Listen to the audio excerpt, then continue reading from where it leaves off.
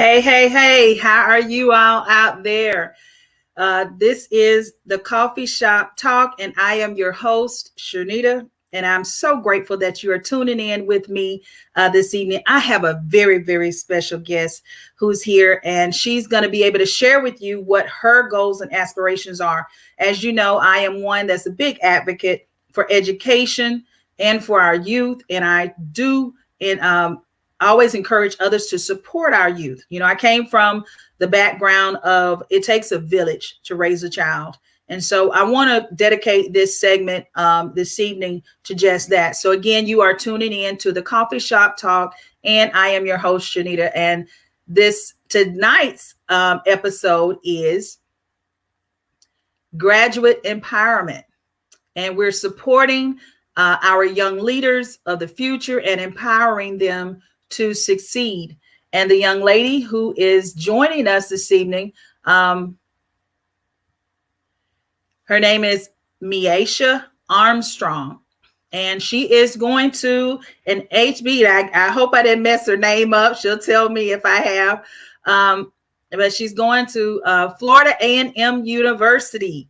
We're big advocates for HBCUs, so we want to make sure that we celebrate those youth that go into these historically Black colleges. So without further ado, I am getting ready to bring on this. She's already touched my heart as it is. I've talked with her mother and found out, and we're going to have her mother on as well. Y'all, they have an amazing story. They have a story that, you know how I am. I've interviewed countless celebrities, and I love those stories of the unsung heroes, those that no one knows. That's one of the things I love. Ms. Donona Clayton, my Sarah of the Trumpet Awards, how she celebrated individuals that many people didn't know anything about. You know, that was her thing. She said, it's good that we can celebrate those that, you know, are out in the forefront. But she was very, very adamant in one of the interviews I did with her to share that it's more important to talk about those individuals that are making an impact in society that many times people don't know anything about. And this young lady is on that road to doing just that. We are definitely going to follow her. And she is the first recipient of the Hattie M. Wiggins Beacon of Light Incorporated. That's my mother's foundation. Many of you know that I started the foundation in 2019 here in Pensacola, Florida. It's a nonprofit, and we are getting ours where the 501(c)(3) certification should be coming any day now, according to the IRS in our conversation. So we are excited that she is going to be the first recipient. We are going to follow her through her journey in her educational process and life process. And of course, other students will be added after this. So we want to make sure that you all are a part of this opportunity. So if you will, without further ado, Measia, how are you doing? I'm good. How are you? Okay. So as you just saw, I just shared with our audience that you have chosen to go to Florida A&M University. You see, move your hair so they can see your shirt. Yes, the Rattlers. Okay. And you have chosen already your career field, and you are there also for an athletic opportunity, and I'm going to let you share about that later. But first, I want the audience. I got a chance back last month at a business luncheon. Got a chance to see you for the first time, and you and your mother, and you shared about your journey and your amazing GPA. And I'm gonna let you share proudly what that is. I'm not going to give it away, but just to let them know that you're going to, you could have made any selection, and this is the place that you chose to go. So I know you're going to do great things. But in a couple of sentences, I want you to tell our audience who you say Measia is. So I believe goal-oriented and I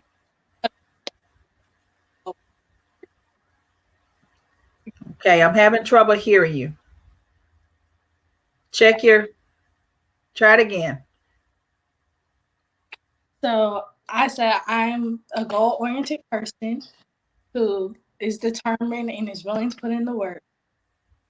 The results pay off. So it just really drives me to do better. Just keep pushing. Okay, so you're purpose driven, as I can hear. You're determined to achieve. That comes from my understanding in my conversation with your mother. From you've had some struggles of your own early on, So I like to share with individuals, and I hope if you are watching, please tag and share this with other individuals. Because it's important. If there are any educators out there watching, I hope that you will definitely tag another educator and someone else that's in a position to help with resources or advocate for youth that are going into college. Keep in mind, we have it's still in the midst of a pandemic. 2019 was the last full year that students had a chance to do things in a normal fashion. And that's no longer the case right now. You've had to do your senior year in an unusual fashion. You and others like you did either virtual or, you maybe had some face to face. Tell us what 2020 was like for you. It was really just so unexpected. I don't even know how to describe it. It all came out of nowhere, and we were all just kind of what happened. But I don't know if y'all can hear me. Yeah, you're But fine. I want to put the focus on you right now. So I'm removing myself out of the way so they can listen to you. But yeah, it was all out of nowhere, and I don't know. It's just like it's one of those things where it's like it is really bad in the moment, but when you look back, you kind of learn a lot from it. So like I pretty much learned from the whole COVID experience, even though it's still like going on or whatever. I pretty much just learned like you have to learn and adapt to whatever is thrown your way. Like I've learned that so many times before, but with COVID, it just taught me 10 times over.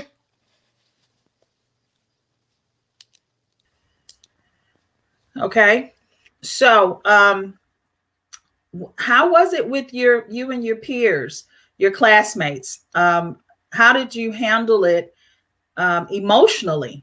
How was it emotionally going through your senior year, which is a year that, most times we look forward to our senior year for, hanging out, for prom, for, homecoming, all of these different things. And your senior year was flipped upside down. Um, did you have any regrets about anything, or what would you share with someone else about your journey if 10 years from now? Well, I miss home. So if my only regret, go back and try to go to prom sophomore, like because I never got the experience. Oh, I don't know. Me and my class, even though we close, we still started a little bit. But we definitely made the. I'm the whole COVID thing is very. okay. I'm gonna get you to repeat that. Come up. I don't know what the feedback was going out a little bit. Make sure it's so. Try it again. What was it that you said again? Share again what you said. What you would do. What was your regrets? I regret not trying to go to my sophomore year, go to prom with the upperclassmen or anything. I miss prom. I've been to homecoming, but I completely miss it. So if I could go back, like, live, like, go out, full of stuff we could. I, Okay.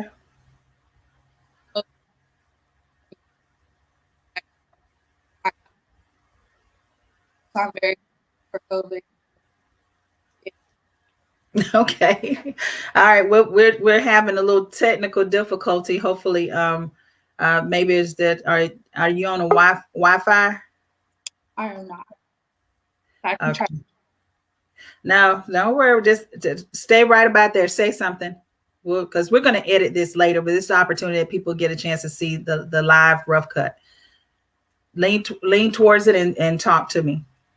Can you hear me? Yeah, stay about right there. I'm not sure if it's pulling away when you get there. So you chose Florida A&M University. Can you tell us why you chose that school? Well, actually, my best friend's sister went to Florida A&M University for softball, and she introduced me to FAMU. And I don't know, like being around people of my kind, just feeling the vibes and just the energy that they bring at FAMU, I wouldn't have chose any other school. Like if I had the opportunity to choose this school and play softball, I took that opportunity. All right. That is amazing. That is amazing. And the thing about it is what people don't understand. Historically, Black colleges were, of course, established because many of us were not allowed to go to the other universities. And yet, if you look at the history, we were being educated centuries before the civil rights movement. Unfortunately, we had to move into other places or educate, our ancestors educated themselves. So I understand about the fact that you say that being around your culture, being around other African Americans, at least majority of people of color, that is a good energy. This kind of lets us understand how Black Wall Street was so successful because we, poured into each other. We helped each other. We are stronger together. And that's what society over the years has, of course, done. They know if they can divide us, that, they could try to conquer. And I'm glad that right now we're in the midst of a moment where we are learning how to reconnect with each other. We are learning how to help one another. And that's one of the reasons why I'm definitely in support of this particular broadcast, because I want to make sure that we are pooling together for our youth, for those that are in need or need a push or need a lift up. A lot of times people look at it as a handout, but it's not a handout, as a hand up when we help one another. And so you've chosen what career field? I chose nursing. The whole reason behind that, I've always knew I wanted to, like my mom, she has medical problems. So I helped her all throughout my childhood. Whenever she was feeling bad, I would just go sit by her. I would bring her little pen, whatever. I always knew like I meant to like help people and try to heal people. It was just a matter of finding my field. So I chose nursing because I don't know. I wanted to do pediatric nursing, and I actually want to become a pediatric nurse practitioner. And the pediatric parts of it is more so because I tore my ACL. I was in second grade. A pretty bad physical therapist. Like she did not even give me the benefit of the doubt because I was literally 12, 13 years old. I just Wow. felt as a child, some medical people don't give you the respect that a child or any person at all should get. So I don't know. I just want to give back to humans in general, but especially children because of what I went through as a child, how I was treated by my physical therapist. It's amazing that you said that, because, and I may call you back on a different segment, because we're going to be talking about that, about the healthcare profession and the etiquette of it. You mentioned about what you felt and what you experienced. I've had two experiences that were heightened in my life that may make me even now leery of going to doctors or to emergency rooms or to hospitals because of the treatment. And I believe that some people should not be in certain professions. You know, if you choose a profession, especially in healthcare or civil service, like, firemen, law enforcement, anything that's in a what we call essential care worker, you need to be compassionate. You need to put your political beliefs aside. You need to put your personal beliefs aside, because if you've known anything about the medical field, you know your care is, just like you say, to help people. And how you help people is your energy that you give them, is what you say to them when they're in your care. That makes a big difference. So I'm glad that you're choosing a field because of your experience with, helping your mother, but also because of what you experienced yourself. So I want to serve you notice that I will be calling you back for that segment so we can talk about it, so we can deal with the adult part of it as well as the child aspect. Now, you are going to be playing what sport at FAMU? I will be playing softball, Florida A&M University. Okay, another thing we have in common. I played softball in high school. I played softball in our community. I just love softball. I was coach of my son's t-ball team and assistant coach of their baseball team. So yeah, you talking my sport right there. I was my position was, of course, catcher. I had a reputation that you could not hit a pop up on me. You pop up on me meant the automatic out. Whether I had to run the first base or the third base to get it, you're going to be out. And I also played outfield, shortstop. I just nodding like, is that one of your position? What position do you play? So I actually called all the way from years old until about 13 when I tore my ACL. And then after that, I played third base, mostly out. High school ball. Out. Okay. Okay. Say that again. I played first base as well in high school. Okay. All right. So I can tell that's a passion because you're taking it into the collegiate area. So I am definitely excited about that. You're going to have to let us know, what your schedule is. Who knows? We might just pop up at a game and support. Okay. Now, I'm going to get ready to bring your mother in. And she's been waiting backstage, and we want people to meet her. And because she has a story, you just mentioned that when you were a child, you used to help her because of her illness and everything. So we want to bring her in. Hello. Hello, darling. How are you? Good. How are you? All right. So you've been listening backstage to your daughter. I can see how proud you are of her in our conversation. I want you to share a little bit of your story with our audience. Share with them your background, who you are, and how did we get to this place right here with your daughter? Okay. Hi, everyone. I'm Sherilyn. I'm originally from Milton, Florida. I graduated high school and I went into the Navy.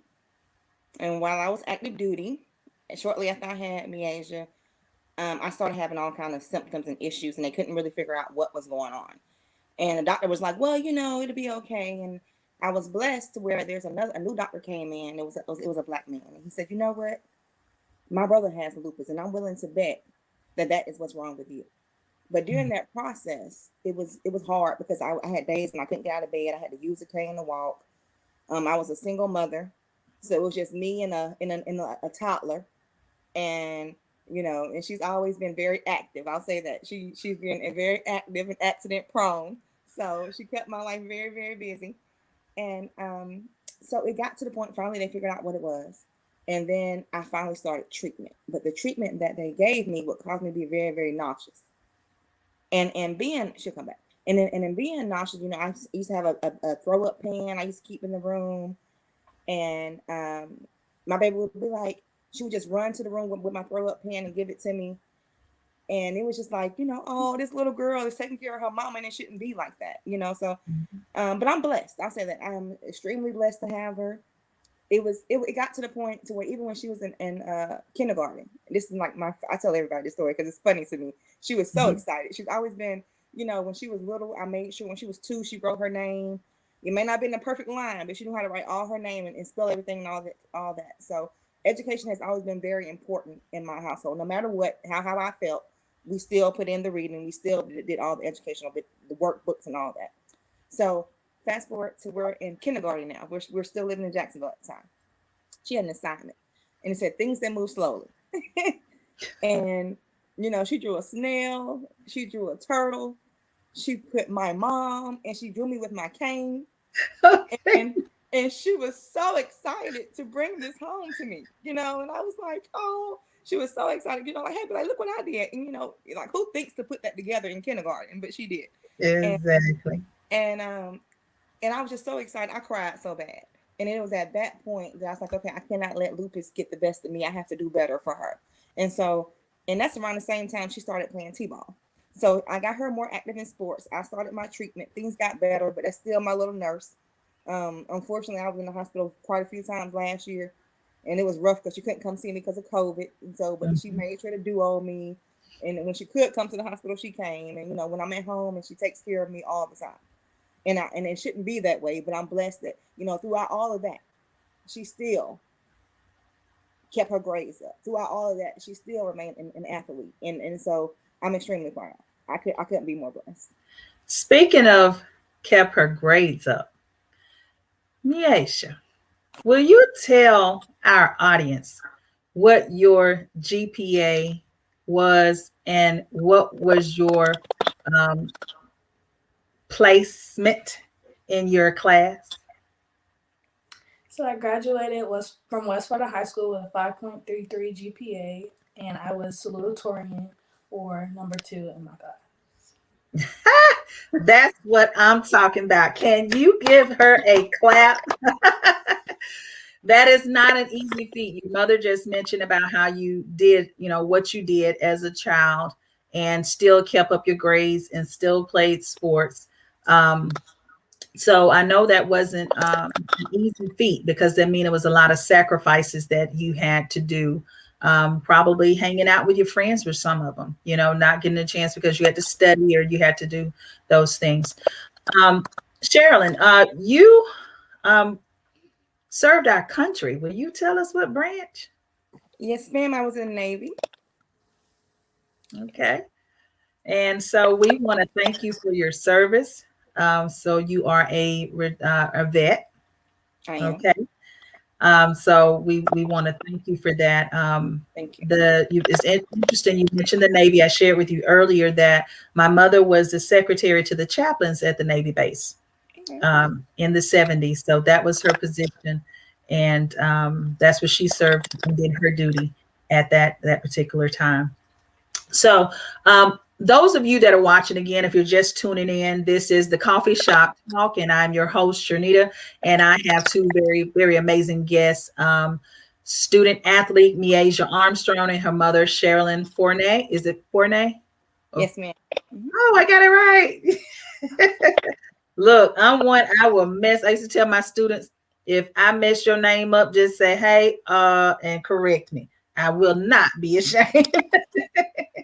So what we're doing is we are sharing, and if you're watching this broadcast, so if you will watch this broadcast later, we are going to take this week and into next week, and we're still collecting donations for Measia. We want to send her off with a help for scholarship. Again, she's the first recipient of the Hattie and Wiggins Beacon of Light Incorporated scholarship fund. And we've had several individuals to donate already, but we want to really, really send her off with a financial love offering, if you will, that will help her to get started. We're going to mention about, keep in mind during COVID, things were not conventional, even though they still have had some state standards set up. they did not make accommodations as they should have for our graduates, unfortunately. And of course, if you know schools that were not or that are predominantly with children of color, we don't always get all of the resources there. And of course, I'm sure the counselors may have had struggles with getting information out because the students were not in school, or they were, things were going in various directions. But for some reason in the state of Florida, they still kept some aspects the same and did not make the necessary accommodations for our youth. So because of that, Sherilyn, can you share with us what happened? Yes. So the state of Florida, Bright Futures, realizes that. Can you all see me? Am I in the camera? Okay. So the state of no, am I in the camera? Okay. The state of Florida, Bright Futures has changed the dates for qualifications. It is now in December. So all graduating class of 2021 now has until December to qualify for Bright Futures, which is excellent because COVID did affect, the opportunities to take the ACT. However, the state colleges have not changed their dates. And so many state colleges, like for instance, FAMU, in order to qualify for any academic scholarship at FAMU, you had to have your SAT, ACT scores in by November of 2020. Yeah. And so for all those kids who may have taken the test after November and scored too high enough to qualify for these scholarships, they aren't accepting those scores. Wow. So, I think for those of you that are educators or advocates and you're watching this, you already know how I am. When I see that there's an issue or a problem, I don't have a problem with bringing it to the forefront. And if you hear anything, they're still doing firecrackers on my end over here. So you might hear some things in the background. But I am definitely going to make sure that we get the word out, that we find out what can happen or be retroactive for those students that graduated in May of 2021 that were affected by this date. So again, we will have another do over or have another show where we will talk about and discuss, the financial aspects of students who were affected by COVID, not only in their academics, but in their financial abilities to get assistance going into their career choices. So if you are watching, we are dealing with graduate empowerment. We want to support our youth. If you are affected in this same manner, if you had a child that, because of the dates of taking the any state exam that would affect scholarships, please DM me. Please DM me either on the Coffee Shop Talk page or on my personal page. If you know of someone who is in need of financial assistance going off to school because of COVID, make sure you DM me because we're going to have a show in a second. We're going to share at that time resources. I will be getting with you, Sherilyn, and we're going to make sure that we discuss this and see how we can make a difference because of this. In the meantime, we are going to make sure that Measia has what she needs going off to school and finding the necessary resources, as well as getting her set up for FAMU, because we definitely want her to be supported. Measia, what has it been like watching your mom go through her illness as a single mom, and of course afterwards? What did that inspire inside of you? Not only was my mom ill, at the same time, she was doing college herself. She has her own bachelor's degree in accounting. So when I tell you my mom is the whole reason, like, She's the whole reason that I am so driven. And if she can do anything, if she can do all that, I can do it. I can do anything, like anything possible. Cause she has went through so much, and I've witnessed it all. And it's like, it honestly like breaks my heart, because it's like, why did she have to go through all that just to teach me, like, you can do this? But it was just really hard to see her in pain all the time.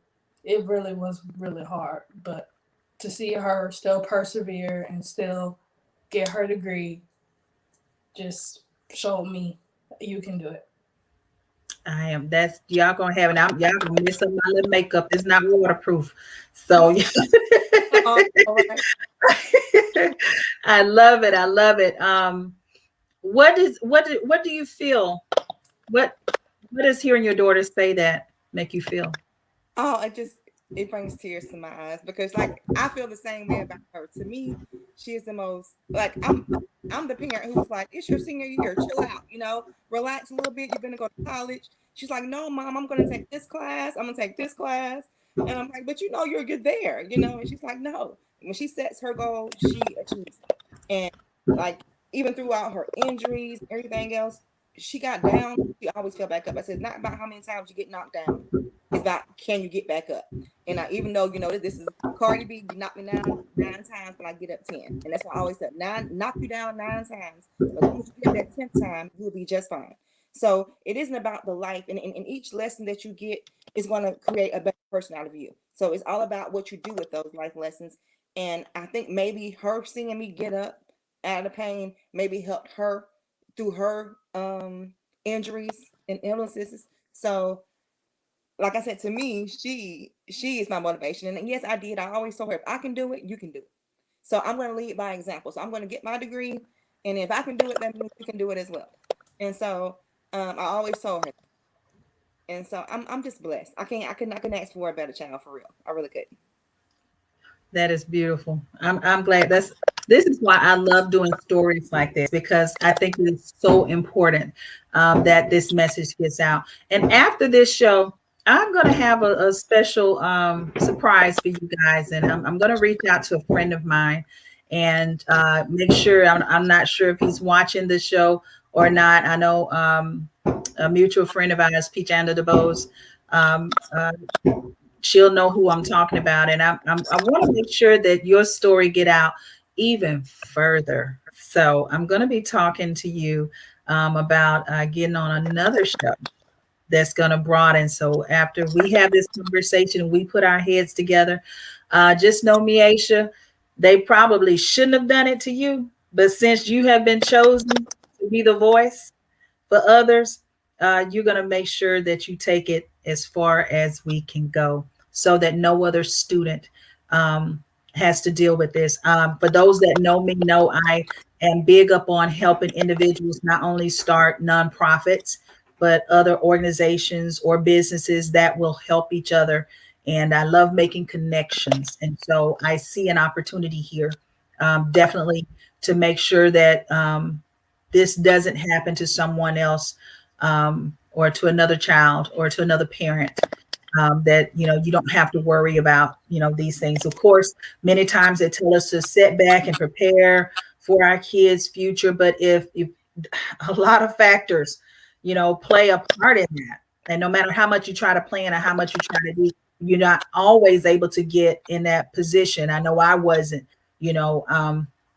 I did my best at being in education, to help my kids to get financial aid. But of course, there are other factors that stop you even from getting grants, and it shouldn't be, unfortunately. But we're going to make sure that your voice, you have to understand, my Sarah is the vice president in the White House. And I can tell you there is a goal. Anybody know me? If I say I'm going to do it, I'm going to do it. To get to that White House and take some youth there so that you all can be a voice. So get ready. Get ready. This is not by chance. When you say you don't know why your mother had to go through what she had to go through and to teach you this lesson, it's because you have been chosen for a higher calling, a greater calling. And your mother has been assigned to nurture that calling. So she has been positioned for that as well. So Again, if you are tuning in, if you are watching the replay of the Coffee Shop Talk, I am your host, Shernita, and we are talking with Measia Armstrong and her mother, Sherilyn Forney. And we're talking about, helping our youth to become the leaders of tomorrow. And this young lady, we are helping her, well, wanting to start her off with a financial scholarship offering. So if you are interested, there are some of you that have already stepped up to the call. If you stepped up to the call, share with your friends. Again, this young lady had a 5.33. Am I correct? Yes, ma'am. GPA. She was the salutatorian of her class, but we want to make sure that she has what she needs. Our youth, their life is so short. The pandemic took a lot of lives. The pandemic changed a lot of lives, and in the midst of that, we still had other things happening. Even unfortunately, we lost two young men within days apart here. Just the last one was just not even a minute from my house, and he's related to people that I know back home. So I know it is not easy to, we just assume our children have a longer time. We got to make sure that we do what we need to do to help them to pursue their goals, to protect them from these things in the community, to give them other options than the options that the world or society has presented, to make sure that they are able to finish and succeed what it was that they were chosen for. So in closing, before we leave out, I want Sherilyn, for you to leave us with some encouraging words, and then we're going to yield the floor to our guest, Measia, to share a final word to the youth out there. The final word is, if you believe it and you put in the work, it can be done. My child is a witness to that.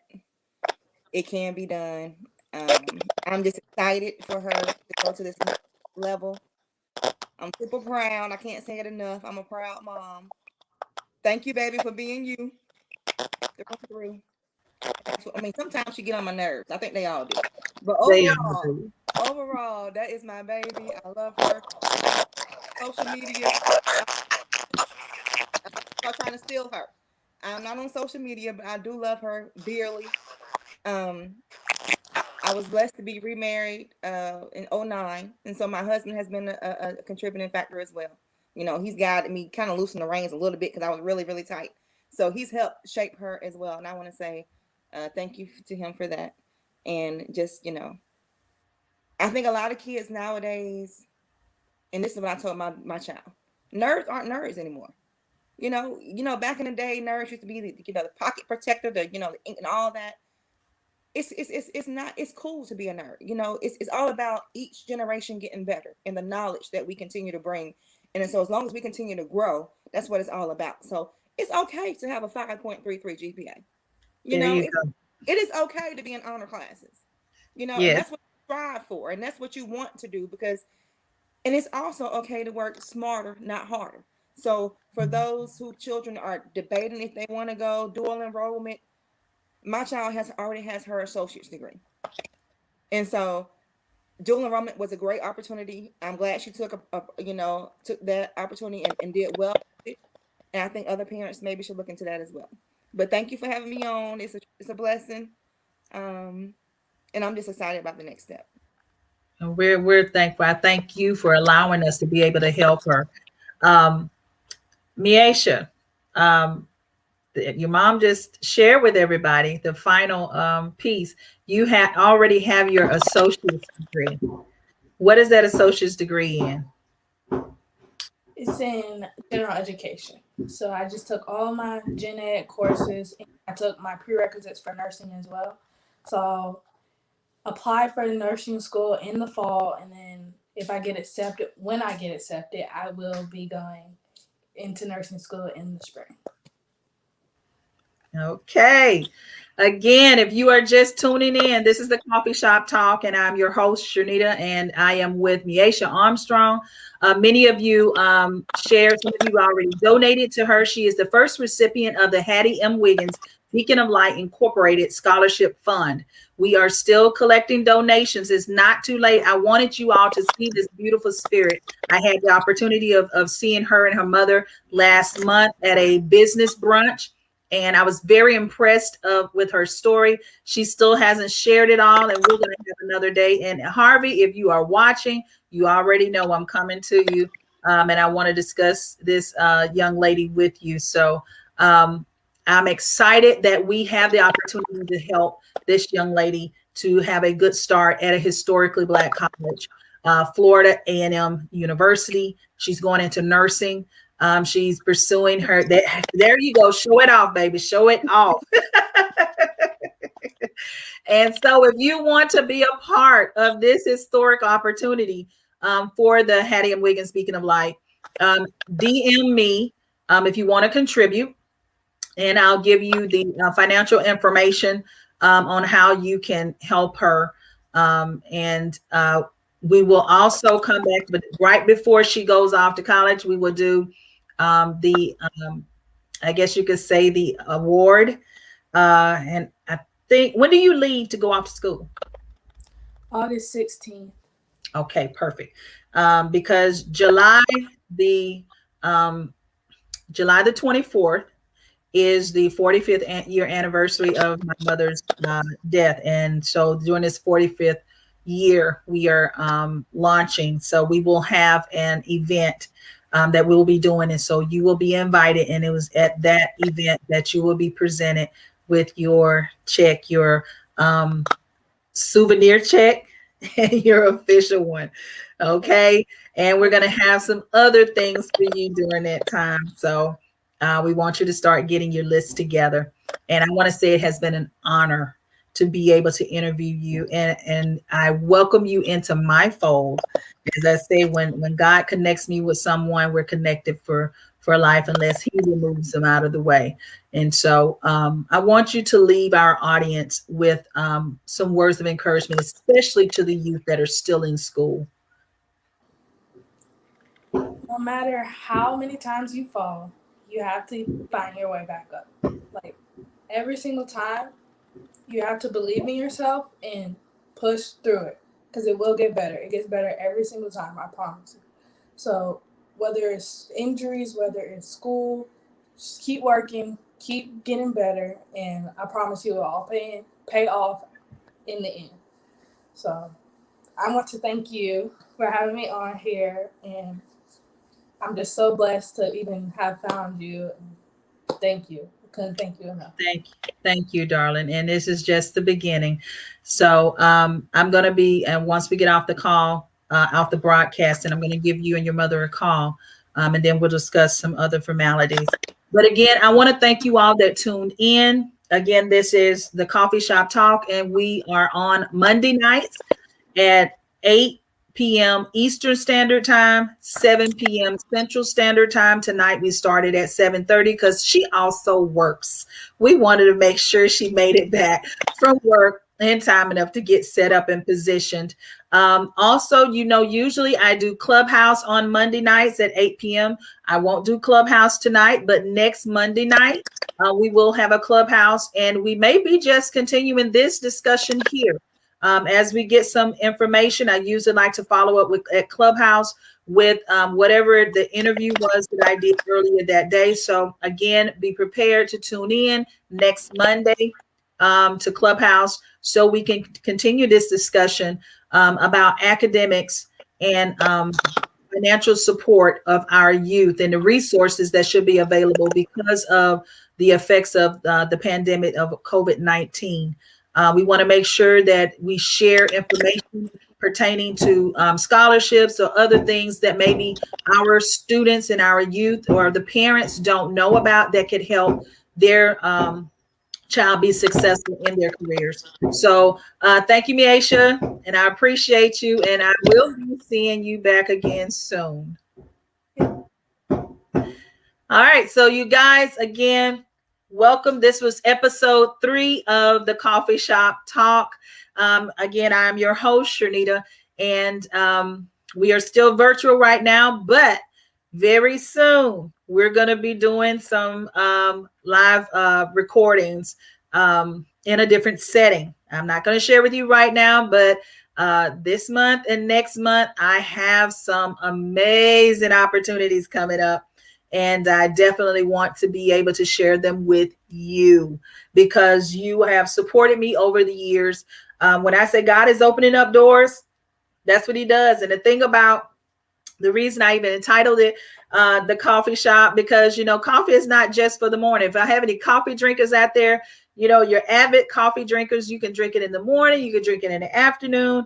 Good conversations are great any time of the day to stimulate you, especially those stimulating conversations. And I am one of the ones that always are looking for things to bring to you, to my audience, to those that watch and support me, to let you know about things going on in the community, things going on throughout the state, things going on in society and in entertainment. So stay tuned, you guys. I appreciate you. And I'm going to dedicate this song.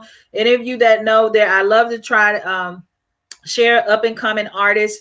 I have a young lady, Valissa Calhoun, who is also a relative, a cousin of mine, but she has a beautiful voice. I'm going to dedicate this song as we go out with her. And I'll see you guys next week, next Monday, 7 p.m. Central Standard Time. And I'll let you know, watch my timeline. Make sure you like the coffee shop show, the coffee shop talk with Shernita on Facebook. You can follow me on social media. I'm going to share, if you watch, you'll see the social media places that you can find me to follow the show and to see what I'm up to next. Okay, you guys, I also have an interview coming up this Saturday morning at 10 o'clock a.m. I will be on the other end of the interview platform. So I'll keep you posted on that. It's an amazing, amazing opportunity for me with this, with a host who I have connected with. He is just a bundle of energy. I just love having conversations with him. And I know that this interview is going to be nothing short of amazing and exciting. So stay tuned to my page. You know, if you're on my personal page, find out what you should see the coffee shop talk in the link or in the live announcements. Make sure you like the page and invite 10 people. I challenge you to invite 10 people to like the page so that they can stay tuned on the things that we feel are very important and that you need to know. I appreciate you guys, and I am gonna share this song, and then you'll see where you can find me. And until next week, have a great one. Wealth often dwindles, economy's crippled. Faithful, God, you're faithful. Freedom's restricted, politics twisted. You're faithful, God, you're faithful. Through it all. Okay, with a little technical difficulty, let's try it again. Wealth often dwindles, economy's crippled. Faithful, God, you're faithful. Freedom's restricted,